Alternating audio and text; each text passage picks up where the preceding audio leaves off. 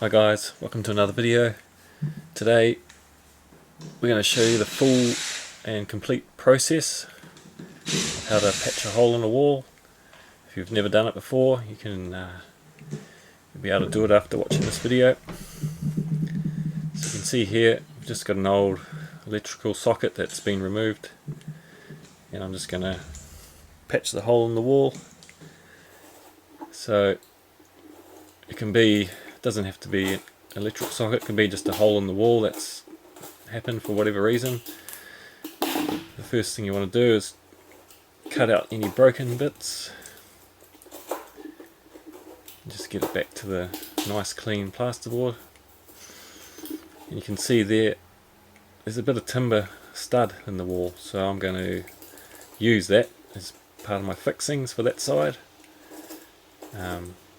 If you don't have a timber stud where the hole in the wall is that you're doing, it doesn't matter, we can just put another one in there. So I'm just cutting back enough space where I can screw a couple of fixings into that timber.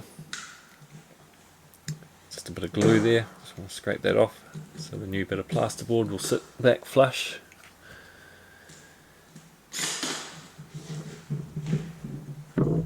So I'm just going to clean that up nicely.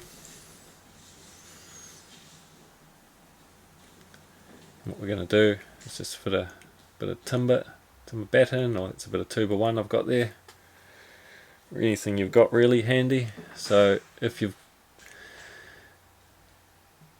got no timber stud on one side, you can just put 2 battens on one on each side.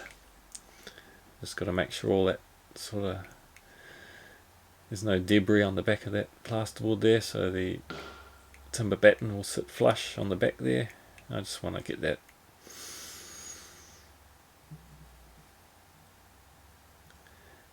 just with a bit of overhang on the top and bottom where I can put my fixings through, and you just hold it there while you screw the fixing in to the wall and then in through the timber. So again, if you haven't got a timber stud on one side, you can just put another batten on that side. So I'm just going to throw a couple of extra fixings in there. Just clean up the corners there. I'm just going to get my new piece of plasterboard and just cut it to size. If you're a beginner, you probably want to just do this on the floor so you don't run your knife off onto the wall and cause more damage. You can mark it with a pencil and then cut it on the floor, and just score a line, and you can just break it and cut the back.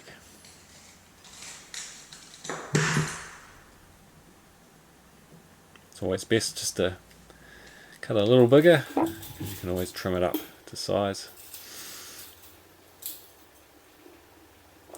Try and get it nice and tight as possible to avoid any gaps.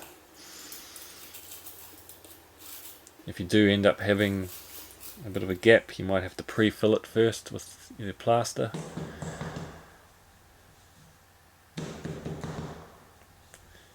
That fits nice and snug there, it's nice and flush, so I'm just going to put some fixings in.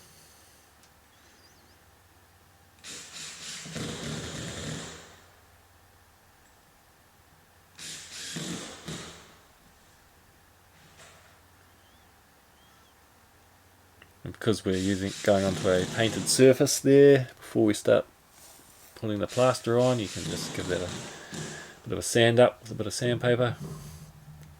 Give it a bit of a scuff up. Just clean all the edges off there. And I'm just going to use some fiberfuse reinforcing tape, just a fiberglass tape. You can use paper tape, and we're going to use an air drying pre-mix compound. I prefer to use a pre-mix compound over paint, just because it's glue based, it'll stick better. what we're going to do is just put our plaster on.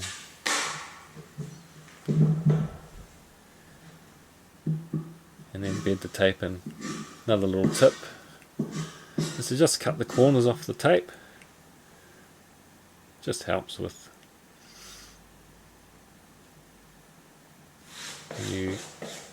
and then just push the tape into the plaster. Then what you're going to do is put some more on over the top of it all, and then just clean it off. I'm sort of going around in a circle there, just to avoid having an edge where the tape is. That's why I cut the corners off the tape. You can see a little lip there, that's fine. So we'll come back the next day once that's dry, and we're just going to scrape off any high bits. You can use a sanding block if you want. Just give it a clean up before we put the next coat on. So we want to use the same compound. I'm just using my Drywall, and I'm going to give it a nice filler coat.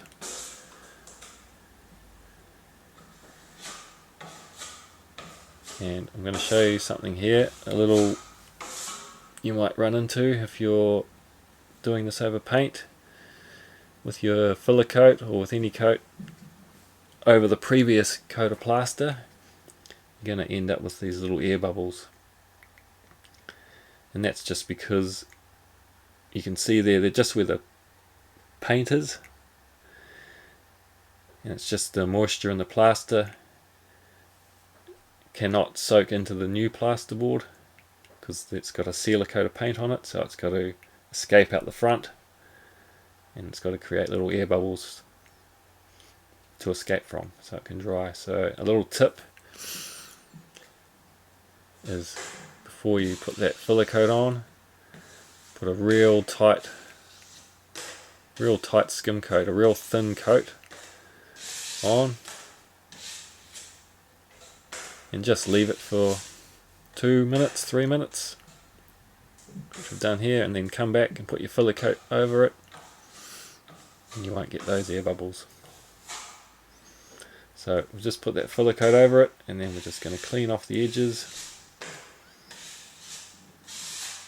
And again, it's better to leave a little lip because you can clean that off the next day once it's dry. And here we are, back again now, it's all dry. That little lip there you see, just going to scrape that off. Nice and flat again, all ready for the final coat. And we're just going to do a nice thin coat again, using the same pre-mixed plaster. And again, you're going to get those air bubbles just as the moisture is trying to escape. It can't soak into the plasterboard because of the sealer coat of paint. So I'm going to do a nice tight coat again. So just put that plaster on, and then you can just wipe it off. And if you're a beginner,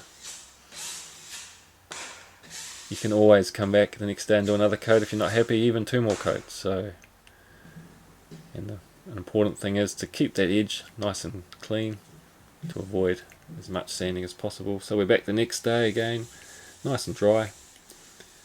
And I'm just using a sanding block, 180 grit, even 220 grit's fine. And we're just going to sand the edges and just give it a nice rub. Pretty good as it was. Just the main thing is cleaning those edges off, sanding those edges off, and if you've got a little light you can hold it side on and it'll just pick up any imperfections there. And that's about it. Hope you enjoyed that one. Any questions, let me know, and see you on the next one. Thanks for watching.